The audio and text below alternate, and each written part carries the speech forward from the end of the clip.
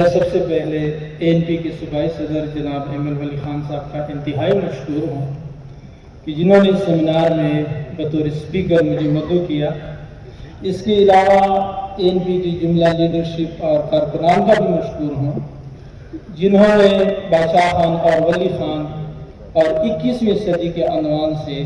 اس اہم سیمینار کا انعقاد کیا۔ خان زمان صاحب نے بولا ہے کہ 10 منٹ میں اپنے اسپیکر جو ہے وہ اپنی بات کنکلیوڈ کرے۔ مجھے نہیں پتا کہ شخصیت عبدالولی خان ہیں، ان کی ایکٹیو پالیٹکس کوئی 48 سال ہے اور زندگی میرے خیال میں کوئی لگ بھگ 89-90 سال بنتی ہے، تو میں اس عظیم شخصیت کو کیسے 10 منٹ میں کنکلیوڈ کروں گا۔ کوشش ہوگی کہ میں مختصر بات کروں۔ تاریخ کے ایک ادنا طالب علم کی حیثیت سے تاریخ نگاری کا المیہ یہ ہے پوری دنیا میں عمومی طور پر اور پاکستان میں خصوصی طور پر کہ اس میں مقصدیت کا یا آبجیکٹیوٹی کا فقدان رہتا ہے، اور پاکستان میں تو یہ المیہ اتنا زیادہ ہے کہ عزیز جیسے تاریخدان کو بہت بعد میں یہ پتہ چلا کہ پاکستان میں تاریخ کا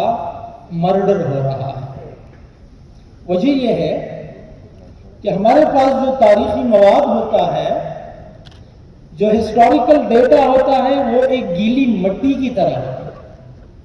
وہ گیلی مٹی، وہ تاریخی مواد جس کے ہاتھ میں بھی آتا ہے، وہ اس سے اپنی پسند اور اپنی مرضی کی شکل بنانے کی کوشش کرتا ہے۔ تو ہم اس پسند ناپسند کے چکر میں مقصدیت کھو دیتے ہیں اور کسی بھی شخصیت، کسی بھی تاریخی واقعے کے بارے میں یا تاریخ کے بارے میں عمومی طور پر افراد اور تفرید کا شکار ہو جاتا ہے، جس کا جو تھوڑی بہت کثر رہتی ہے وہ جو انسانی عقل ہے، اور اس عقل کے اندر جو مکاری ہے، جس کو تاریخ نگاری کی زبان میں ہم کننگ آف ریزن کہتے ہیں، وہ رہی صحیح کثر جو ہے وہ پوری کر دیتا ہے۔ تو پھر خصوصی طور پہ جب ہم کسی شخصیت کی بایوگرافی کے بارے میں بات کرتے ہیں تو پھر ہم اپنی پسند اور ناپسند کا شکار ہو جاتے ہیں، اور اس کا نتیجہ یہ ہوتا ہے کہ اسپیشلی جو سیاسی لیڈرز ہوتے ہیں، شخصیات ہوتی ہیں، بعض اوقات وہ جو میرا ہیرو ہوتا ہے وہ آپ کا غدار ٹھہرتا ہے، اور جو آپ کا غدار ہے وہ میرا ہیرو ٹھہرتا ہے، اور یہ سلسلہ چلتا رہا۔ بدقسمتی سے یہی جو المیہ ہے وہ عبدالولی خان صاحب کو بحیثیت ایک شخصیت کے، بحیثیت ایک لیڈر کے ہوا ہے، ہوتا رہا ہے، اور اکیڈمیا میں بھی ہوتا رہا ہے۔ ان کی سیاسی مخالفین تو سیاسی مخالفین تھے، لیکن اکیڈمیا اور میڈیا اس کام میں برابر کے شریک رہے۔ اب ہوتا یہ ہے کہ ہم کسی بھی شخصیت کے بارے میں کوئی بھی رائے قائم کریں تو ہمارے پاس کوئی ایسے ریسرچ کے، کوئی اکیڈمک ایسے پیرامیٹرز ہونے چاہیے کہ جس کو بنیاد بنا کر ہم صرف ولی خان، بادشاہ خان کو نہیں، کسی بھی شخصیت کو پرکھ سکیں۔ میں نے چونکہ ولی خان صاحب کے اوپر میرا پہلا PhD ہے، تو میں نے کوشش یہ کی کہ میں کوئی ایسا تھیوریٹیکل فریم ورک دوں کہ وہ اس میں اگر ہم ولی خان صاحب کو دیکھنا چاہیں یا کسی بھی سیاسی لیڈر کو دیکھنا چاہیں تو اس کا کافی حد تک جو اصل حقیقت ہے یا جو شخصیت ہے وہ سامنے آ جائے، واضح ہو جائے، اور ان کے بارے میں ایک رائے قائم کی جائے۔ اس میں جو میری جو سمجھ ہے عبدالولی خان کے بارے میں وہ یہ ہے کہ میکس ویبر نے اپنے لیجیٹیمیٹ رول یا لیجیٹیمیٹ لیڈرشپ کا جو نظریہ دیا اور اس کے اندر انہوں نے جو تقریباً کوئی 3 لیڈرشپ کے ڈائمینشنز انہوں نے بتایا ٹریڈیشنل، لیگل اور کرزمیٹک لیڈرشپ کے اوپر، تو عبداللہ ولی خان ان تینوں ڈائمینشنز کے اوپر میری سمجھ کے مطابق اور جو اویلیبل ہسٹوریکل ڈیٹا ہے ان کی شخصیت سے متعلق، وہ ان تینوں ڈائمینشنز پہ تقریباً پورا اترتے ہیں۔ جو زیادہ اہم پہلو ہے وہ میکس ویبر کی لیڈرشپ کی تھیوری کی جو کرزمیٹک ڈائمینشن ہے، جو کرشماتی ڈائمینشن ہے، جس کی تشریح مختصراً یہ ہے کہ کسی بھی شخص کے اندر کوئی ایک پوٹینشل ہوتا ہے، کوئی ایک ایسی مخفی طاقت، قوت اور قابلیت ہوتی ہے کہ وہ ہمیشہ کرائسس سچویشن میں ایمرج ہوتا ہے۔ کوئی ایسے ناسازگار حالات ہوتے ہیں کہ اس کے اندر سے وہ پوٹینشل باہر آتا ہے، وہ اس کرائسس سچویشن کو دیکھتا ہے، سمجھتا ہے، پرکھتا ہے، پھر اس کا حل ڈھونڈتا ہے، پھر اس حل کی ڈھونڈنے کے لیے وہ کوشش کرتا ہے اور کوشش جا کے وہ کامیاب ہوتا ہے۔ یہ پیرامیٹر میکس ویبر دے رہا ہے عبداللہ ولی خان کہ اگر ایکٹیو پالیٹکس میں دیکھیں اس کی پوری لائف 1917 سے لے کر 2006 تک ہم دیکھتے ہیں، پرکھتے ہیں، تو وہ اس کرشماتی لیڈرشپ یا کرزمیٹک لیڈرشپ کے اوپر وہ تقریباً پورا اترتے ہیں۔ کیسے؟ ایک تو یہ ہے کہ جیسے پہلے بھی بات ہوئی، مقررین نے کی کہ ولی خان کون ہے، باچا خان کے بارے میں، باچا خان کون ہے، ولی خان کون ہے۔ اتنے سارے جو اکیڈمک اسپیشلسٹ ہیں، ماہرین ہیں، میرے اساتذہ کرام بھی بیٹھے ہیں، اتنے سارے پارٹی ورکرز ہیں، پوری لیڈرشپ بیٹھی ہوئی ہے ANP کی، تو میں عبداللہ ولی خان جیسی شخصیت کے بارے میں میرے جیسا کوئی لائلم بندہ بات کرے تو یہ شیر کے منہ میں ہاتھ ڈالنے والی بات ہے۔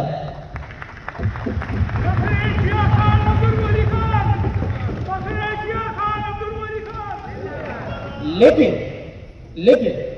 عبداللہ ولی خان اتنی چھپی ہوئی شخصیت نہیں تھی۔ ہاں،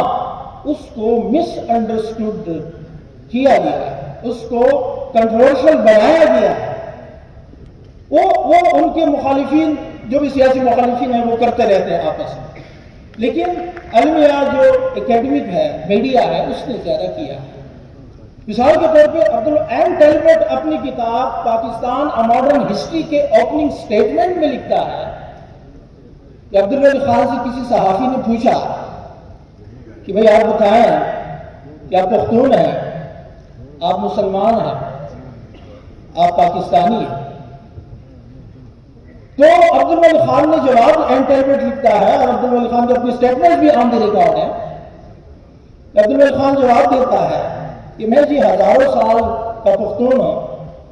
میں صدیوں کا مسلمان ہوں اور میں دہائیوں کا پاکستانی ہوں۔ تو انہوں نے بات ہی ختم کر دی۔ یعنی اب کیا وہ اس سٹیٹمنٹ میں، یعنی اس کی پوری زندگی 1917 سے 1921، 1921 سے لے کر 1947، 1947 سے لے کر 1971، 1971 سے لے کر 1990 اور پھر 1990 سے لے کر 2006 تک، اس کو ہم مختلف حصوں میں ان کی زندگی کو تقسیم کر سکتے ہیں، مختلف حصے کر سکتے ہیں، اور ان کا ہر حصہ میکس ویبر کی اس کرشماتی لیڈرشپ کے کانسیپٹ کے اوپر، اس کا اپنی سٹیٹمنٹ کے اوپر کہ میں مسلمان ہوں، میں پختون ہوں، میں مسلمان ہوں، میں پاکستانی ہوں، وہ اس کے اوپر پورا اترتے ہیں۔ اب جو انگریز کا دور ہے، جو کالونیل پیریڈ ہے، عبداللہ ولی خان، میرے ریسرچ پیپر آن لائن موجود ہے کہ جی میں نے کہا، اس میں میرا سینٹرل تھیم یہ ہے کہ عبداللہ ولی Khan was freedom fighter since his childhood, کہ وہ اپنے بچپن سے جو ہے ایک تحریک آزادی کا مجاہد تھا۔ 1921 میں وہ آزاد اسلامیہ مدرسہ میں داخل ہوئے اور 1930 تک 9 سال تک وہ نیشنلسٹ سانگز، پوئمز یا نظمیں گاتا تھا۔ 1943 میں انہوں نے درے یتیمان یا 3 آرفنز کے ڈرامے میں، آپ لوگوں کو پتہ ہوگا اگر آپ لوگوں نے پڑھا ہو یا یاد ہو، تو اس میں سے انہوں نے اپنی بڑی بھائی کا کردار ادا کیا تھا۔ وہ اینٹی امپیریلسٹ یا اینٹی کالونیل اس کا سینٹرل تھیم تھا اس ڈرامے میں، اور اس میں عبدالولی خان نے اپنا کریکٹر اتنا پرفیکٹلی کیا کہ جو سامعین تھے یا جو حاضرین تھے اس میں سے ایک سادہ لوگ ہمارا بھائی اٹھ کے کھڑا ہوا اور انہوں نے 1 یا 2 آنے جا کے عبدالولی اسٹیج پہ جا کے عبدالولی خان کو دیے کہ بیٹا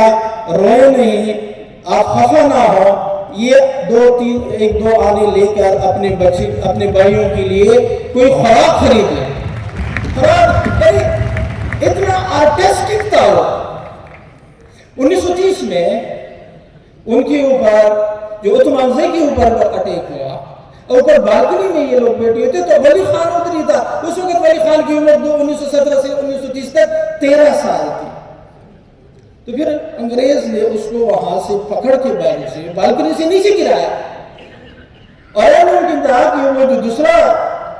انگریز جو سپاہی تھا وہ اس کو بینٹ سے مار کے اس کا ادھر ہی کام تمام کر دیتے، تو ایک خدای خدمتگار نے اس کو بچایا۔ اس کے بعد اگر ہم ان کی 1942 میں ایکٹیو پالیٹکس میں آئے، اس کی بات کریں 47 تک، کہ وہ ایک سپاہی کی طرح، ایک خدای خدمتگار کی طرح ایک کانگریس میں جو ہے رہے، اور انہوں نے کوئٹ انڈیا موومنٹ میں باقاعدگی کے ساتھ انہوں نے پارٹیسپیٹ کیا۔ 1943 میں ان کو جیل بھیج دیا گیا۔ 1947 میں اگرچہ ایک بہت بڑا واقعہ تھا ڈویژن آف انڈیا اور کریشن آف پاکستان کا، لیکن سیاسی طور پہ ان لوگوں کے لیے حالات کچھ زیادہ بدلے نہیں، اور 1947 سے لے کر 1967 یا 68 یا جب ایوب خان نے کوئٹ کیا تب جا کے تھوڑے سے حالات نارملائز ہونے لگے، لیکن یہ وہ بھی ایک شارٹ پیریڈ کے لیے تھے، اور 1971 میں سانے ہوا۔ اس پوری پیریڈ میں ولی خان بہت اوپن ہے، بلکہ 1965 سے لے کر 71 تک ان کا کردار بہت اوپن ہے۔ ہم کنکلوڈ کر سکتے ہیں اس کے بارے میں کہ وہ غدار تھے، وہ محب وطن تھے، وہ پاکستانی تھے، وہ کیا تھے؟ عقل والے اور شعور رکھنے والے اس پورے ہسٹوریکل ڈیٹا کو اینالائز کر کے وہ سمجھ سکتے ہیں۔ 1971 سے جو نیا پاکستان معرض وجود میں آیا، پھر ان کی جو ایز اے اپوزیشن لیڈر کی ہے خدمات ہیں، ان کی جو ایک کانسٹیٹیوشنلسٹ یا کانسٹیٹیوشن میں اس کا جو ان کا جو کردار ہے، اور پھر جا کے جو اہم پہلو ہے ان کی زندگی کا وہ یہ ہے کہ دیکھیں کانسٹیٹیوشن کے مطابق یہاں جتنے بھی لوگ ہیں یا جتنے بھی پاکستانی ہیں، سب پاکستان they are patriots، وہ محب وطن ہے، as far as they are not proved otherwise، جب تک وہ غدار ثابت نہیں ہوئے۔ میرا نہیں خیال کہ ہمارے کتنے یہاں ہمارا وہ ٹیسٹ ہوا ہے، ٹیسٹیفائی ہوا ہے ہماری غداری اور پیٹریاٹزم کو۔ عبدالولی خان وہ پہلے پاکستانی تھے یا ان کے جو باقی 119 ساتھی تھے، جس میں سے یہ جو تھا ملزم نمبر 1 تھا جو حیدرآباد کریمنل کیس کا، ان کی پیٹریاٹزم تو ٹیسٹیفائیڈ تھی، جو 1975 سے وہ کیس چلا اور 1979 تک وہ کیس چلتا رہا، اور اس کے بعد اس کیس کو ختم کیا، اور کس نے ختم کیا؟ ایک ملٹری جنرل نے ختم کیا۔ ضیاء صاحب نے 1979 میں اس کے زمانے میں ہوئے، تو کیا ایک ملٹری کا جرنیل جو پوری پاکستانی فوج کو ریپرزینٹ کرتی تھی، تو انہوں نے کیوں ایک غدار کو جو ہے وہ ٹریٹ کیا؟ سوال ہے، کوسچن ہے کہ بھئی آپ نے ان کو ایک، اگر وہ غدار تھا تو پھر آپ نے ان کے اوپر ایک ہائی ٹریزن کا مقدمہ چل رہا تھا، تو اس کے بعد جو ہے ان کی 1979 سے آنورڈ ان کی جو پولیٹیکل ایکٹیویٹیز ہے، 1986 میں جو موجودہ عوامی نیشنل پارٹی بنی، اور پھر 1988 میں انہوں نے 2 کانسٹیچوئنسیز سے، میرے خیال میں پروونشل اور نیشنل کانسٹیچوئنسیز سے جو ہے انہوں نے جو الیکشن جیتا، اور اس کے بعد 1990 میں جب وہ ہارے ہیں مولانا حسن جان صاحب سے، تو پھر انہوں نے ایکٹیو پالیٹکس سے ریٹائرمنٹ کا اعلان کیا، اور ان کا پلی یہ تھا، ان کا سٹینس یہ تھا کہ اسٹیبلشمنٹ اور جو ان کا جو وہاں پر کردار ہے پالیٹکس کے اندر، ان کی جو انٹرفیئرنس ہے، اور جس طریقے سے جو ریلیجیس سینٹیمنٹس کو استعمال کر کے ان کے خلاف استعمال کیا گیا، یا پری الیکشن ریگنگ کی گئی۔ اصغر خان کا جو ہے وہ کیس چل رہا ہے، آپ لوگوں کے علم میں ہوگا، 1990 سے ہی چل رہا ہے، اب تک چل رہا ہے۔ اس میں سے جو جنرل اسد درانی نے جو اس کی جو رائٹنگز ہیں، ان کی سپیچز آن دی ریکارڈ ہے، وہ عبدالولی خان کی اس سٹینس کی دلالت کرتے ہیں، اس کو سپورٹ کرتے ہیں ایز اے ایویڈنس، ایک ہسٹوریکل ایویڈنس کے طور پہ۔ میں اگر سے بات لمبی ہو رہی ہے، مجھے چڑ بھی گا کہ وقت کم ہے، میں کنکلیوڈ کر رہا ہوں، میں اس بات پہ کنکلیوڈ کر رہا ہوں کہ ایک دفعہ عبدالغنی خان کے جو پوتے صاحب ہیں مشال خان، تو مشال خان کے ساتھ ڈسکشن ہو رہی تھی، انہوں نے کہا کہ مجھے لگ رہا ہے کہ یہ جو پختون ہیں یہ متحد ہوں گے، یا کم از کم کے پی کے جو پختون ہیں وہ کئی حوالوں سے متحد ہو جائیں گے۔ میں نے کہا کیسے متحد ہوں گے؟ انہوں نے کہا کہ جی یہ میرے جو دادا جی کی جو فلاسفی ہے، ان کی جو پوئٹری ہے، ان کی جو ٹیچنگز ہے، اس کو بنیاد بنا کر جو ہے وہ اس کے اوپر متحد ہوں گے۔ میں نے کہا مشال خان آپ نے ایک غور کیا؟ انہوں نے کہا کیسے؟ میں نے کہا میں تو روز اس ریسرچ کے سلسلے میں پورے 470 گنا پورے کے پی میں جو ہے خدای خدمتگاروں کے گھر گھر گیا، لیکن میں نے کہا کہ آپ لوگ جو نسبت انٹرچینج سے غنی خان روڈ پہ جو غنی خان کے نام سے اس کے اوپر آپ کے گھر تک جو جتنے بھی آئے، آپ کو پتہ ہے کہ وہاں پر کتنے اسلامی مدرسے ہیں، کتنے جو ہے وہ مدرسہ البنات ہے اور مدرسہ پتہ نہیں کتنے ہیں؟ تو انہوں نے کہا میں نے تو غور نہیں کیا۔ میں نے کہا جو سائن بورڈ میں نے اس غنی خان روڈ پہ گنے ہیں نا وہ 15 ہیں۔ میں نے کہا آتے جاتے آپ بھی اس کو گن لیں۔ تو میں نے کہا کہ آپ کا جو نرسری ہے، جو ووٹ بینک ہے، وہ عوام کے اندر ہے۔ آپ کی جو سٹرینتھ ہے جمہوریت میں، آپ عوام سے سٹرینتھ لیتے ہیں۔ تو ان اسلامی مدرسوں میں جن کا ایک مخصوص اسکول آف تھاٹ کے ساتھ ان کی ایفیلیشن ہے،